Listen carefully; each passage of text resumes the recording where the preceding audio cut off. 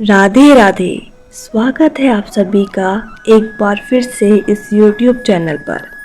तो जैसा कि आप सभी लोग जानते हैं कि एकादशी व्रत सनातन धर्म में सर्वश्रेष्ठ व्रत माना जाता है और इसका व्रत प्रत्येक सनातनी को करना चाहिए। तो आज हम आपके सामने लेकर आए हैं पाप मोचनी एकादशी की व्रत कथा।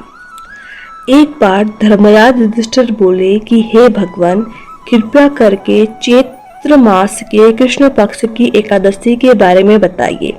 इसका क्या नाम है, कौन से देवता की पूजा की जाती है और इसकी विधि क्या है।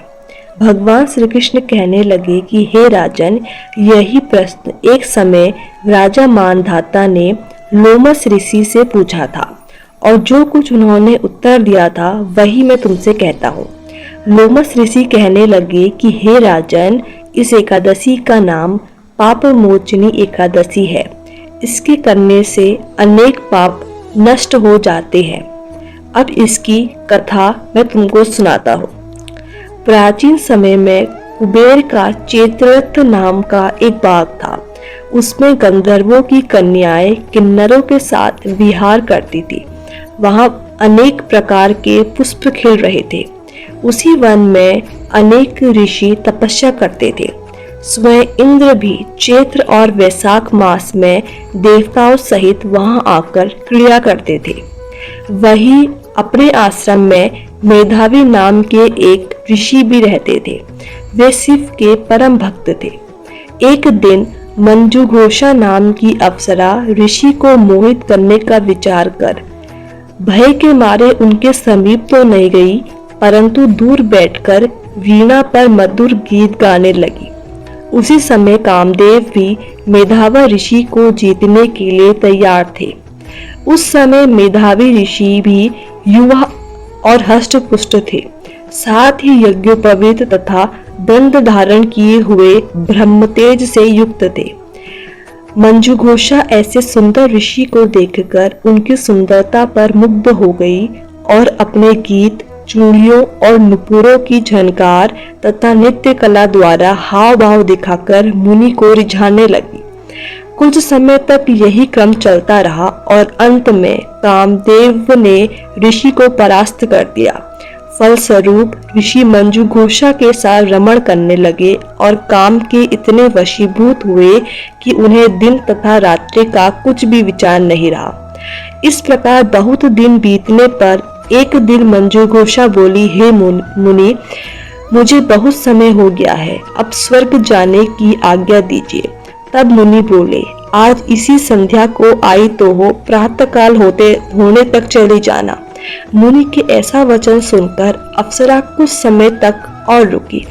अंत में उसने पुनः मुनि से विदा मांगी तो मुनि कहने लगे कि अभी तो आधी रात भी नहीं हुई है, कुछ समय और ठहरो। यह सुनकर अप्सरा ने कहा कि महाराज, आपकी रात तो बहुत लंबी है। आप जरा स्मरण कीजिए कि मुझको यहाँ पर आए हुए कितने वर्ष बीत गए हैं। उस अप्सरा की यह बात सुनकर मुनि ने समय का विचार किया तो ज्ञान हुआ कि अप्सरा के साथ रमण करते हुए उनको 57 वर्ष 7 माह और 3 दिन बीत गए हैं। ज्ञान होते ही वह अप्सरा उनको काल के समान प्रतीत हुई। मुनि अत्यंत क्रोधित हुए और उनकी आंखों से ज्वाला उत्पन्न होने लगी।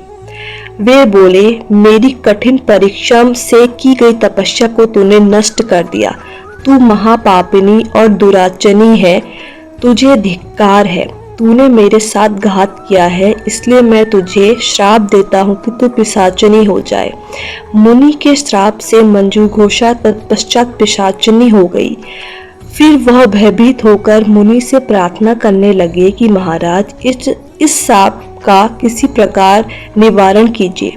अप्सरा के दीन वचन सुनकर मुनि बोले, अरे दुष्ट, यद्यपि तूने मेरे साथ बहुत अनिष्ट किया है, परंतु फिर भी मैं तुझे श्राप से मुक्त होने का उपाय बताता हूँ। चैत्र मास के कृष्ण पक्ष की एकादशी का नाम पापमोचनी है और वह सब प्रकार के पापों का नाश करने वाली है। इसका व्रत करने से पिशाच योनि से तेरी मुक्ति होगी। ऐसा कहकर वह मेधावी ऋषि अपने पिता च्यवन ऋषि के आश्रम में चले गए। मेधावी को देखकर च्यवन ऋषि कहने लगे कि अरे पुत्र, तूने ऐसा क्या अनर्थ किया जिससे तेरा सारा पुण्य क्षीण हो गया। तब मेधावी बोले कि हे पिताजी, मैंने एक अप्सरा के साथ रमण करके घोर पाप किया है। अब आप इस पाप से छूटने का उपाय बताइए। तब च्यवन ऋषि बोले कि हे पुत्र, चैत्र मास के कृष्ण पक्ष की पाप मोचनी एकादशी का व्रत करने से सब पाप नष्ट हो जाते हैं, इसलिए तुम इस व्रत को करो। पिता की आज्ञा पाकर मेधावी ऋषि ने भी विधि पूर्वक इस व्रत को किया, जिससे उनके सब पाप नष्ट हो गए। उधर मंजू घोषा भी व्रत के प्रभाव से पिशाच योनि से मुक्ति पाकर दिव्य देह धारण करके स्वर्ग लोक को चली गई। लोमस ऋषि बोले कि हे राजन, पाप मोचनी एकादशी के व्रत को करने से सब पाप नष्ट हो जाते हैं। इस कथा को सुनने तथा पढ़ने से 1000 गोदान का फल मिलता है और इस व्रत को करने से ब्रह्म हत्या, गर्भपात आदि सब पाप नष्ट हो जाते हैं और अंत में स्वर्ग की प्राप्ति होती है। तो यह थी पाप मोचनी एकादशी की एक पौराणिक कथा। ऐसी ही और अन्य कथाओं के लिए जुड़े रहिए इस चैनल पर। धन्यवाद।